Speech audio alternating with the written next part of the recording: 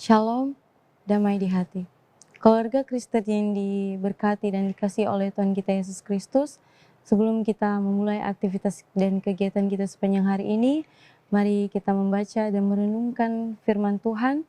Namun sebelum itu, kita akan berdoa. Mari kita berdoa.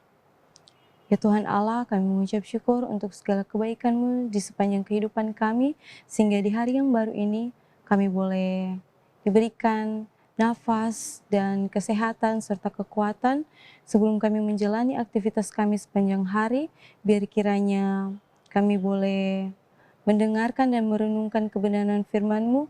Oleh karena tuntunan Roh Kudus mula kami beroleh pengertian agar supaya ketika kami menjalani aktivitas dan kegiatan kami di sepanjang hari-hari yang Engkau anugerahkan, kami boleh melakukannya itu semua hanya untuk kemuliaan nama-Mu saja. Terima kasih ya Tuhan Allah, di dalam nama Tuhan Yesus kami sambut firman-Mu yang hidup. Amin.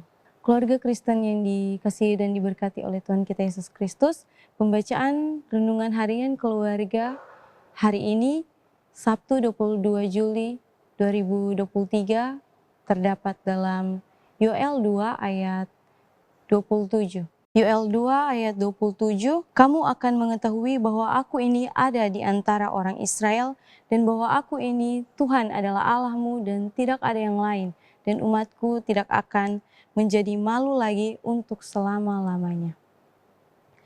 Keluarga Kristen yang diberkati dan dikasihi Tuhan kita Yesus Kristus, Yoel yang namanya berarti Tuhan adalah Allah.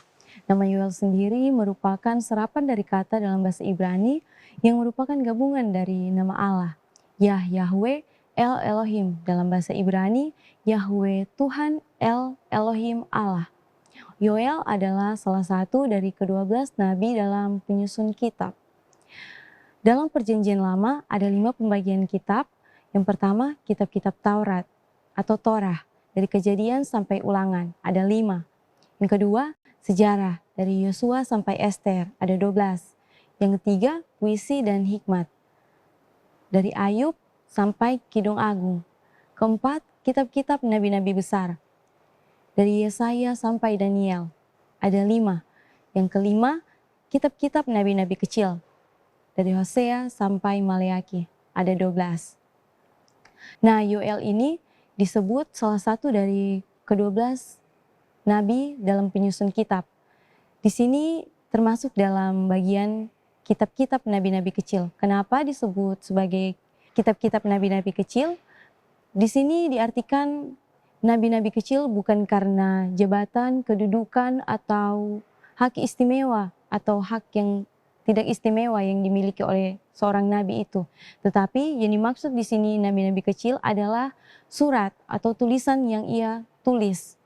Kitab-kitab yang dia tulis, kalau kita lihat dari Yoel ini hanya memiliki 3 pasal. Itulah kenapa dinamakan kitab nabi-nabi kecil. Nabi Yoel dikenal dengan pemberitaan atau nubuat tentang hari Tuhan, Yom Yahweh, dalam bahasa Ibrani, Yom hari Yahweh Tuhan. Nah, Yoel ini merupakan anak dari Petuel. Dalam pasal 1 kita bisa melihatnya, firman Tuhan yang datang kepada Yoel bin Petuel. Kitab Yoel ini menceritakan tentang bencana yang menimpa umat Israel dan ajakan kepada para imam untuk bertobat. Bencana alam merupakan pendahuluan sebelum datangnya hari Tuhan atau akhir zaman. Nah, pemberitaan tentang hari Tuhan bukanlah pertama kali diberitakan oleh Yoel, tetapi sebelumnya sudah pernah diberitakan oleh nabi-nabi terdahulu seperti Amos. Dalam pembacaan kita, Tuhan berjanji memulihkan dan memberkati tanah umat Israel dengan limpah, karena Tuhan mendatangkan malapetaka kepada suku Yehuda, bangsa Israel. Kalau kita lihat dalam pasal 1, Tuhan mendatangkan tulah belalang sebagai hukuman Tuhan. Karena kalau kita lihat dalam ayat 9, korban sajian dan korban curahan sudah lenyap. Ayat 11, para petani menjadi malu. Kita masuk dalam Yoel 2, ayat 18-27 menggambarkan di mana umat Israel akan mengalami kelimpahan dan sukacita serta sorak-sorai karenanya.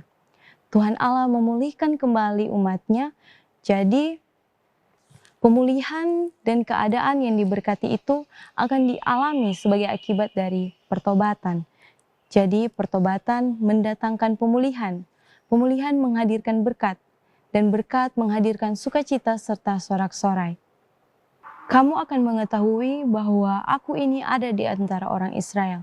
Jadi meskipun orang Israel ini berbuat dosa, tapi ketika mereka melakukan seruan pertobatan pada Tuhan, Tuhan mencurahkan belas kasihannya kepada umat Israel ketika mereka bertobat.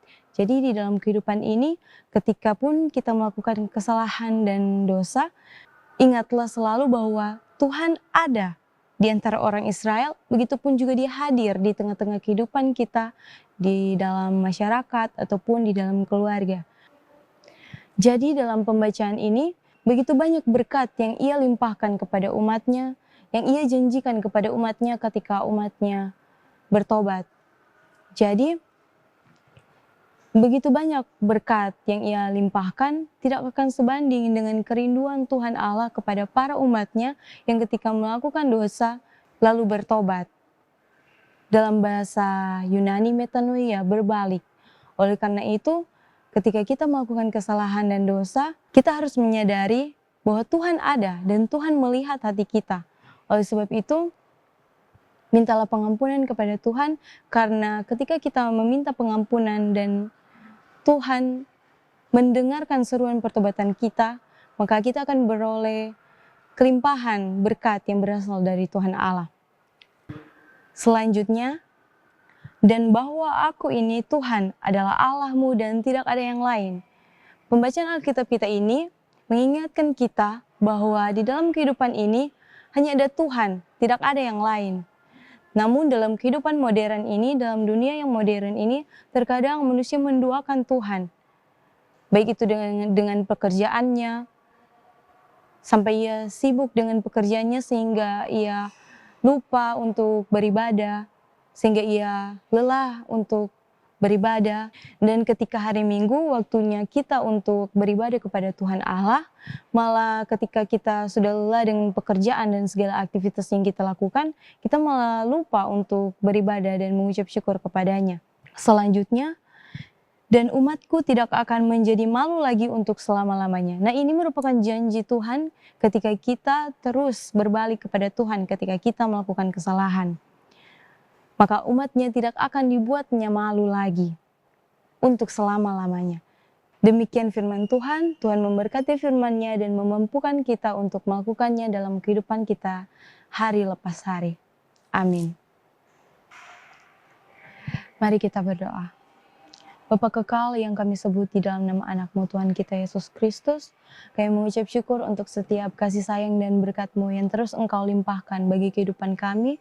Ketika kami sudah mendengarkan kebenaran firman-Mu, biar kiranya kami boleh pergunakan itu di dalam kami menjalani aktivitas kami sepanjang hari. Ya Tuhan Allah, bimbing kami supaya kami boleh menjalankan segala kegiatan kami dengan sukacita dan rasa tanggung jawab. Oleh karena itu ya Tuhan, ampuni atas setiap kesalahan dan dosa yang kami perbuat, supaya oleh tuntunan Roh Kudus-Mu kami boleh melakukan apa yang Engkau firmankan. Terima kasih ya Tuhan, di dalam nama Tuhan Yesus kami berdoa. Amin. Keluarga Kristen yang diberkati dan dikasihi oleh Tuhan kita Yesus Kristus, demikianlah renungan harian keluarga kita di hari ini. Tuhan Yesus memberkati dan shalom.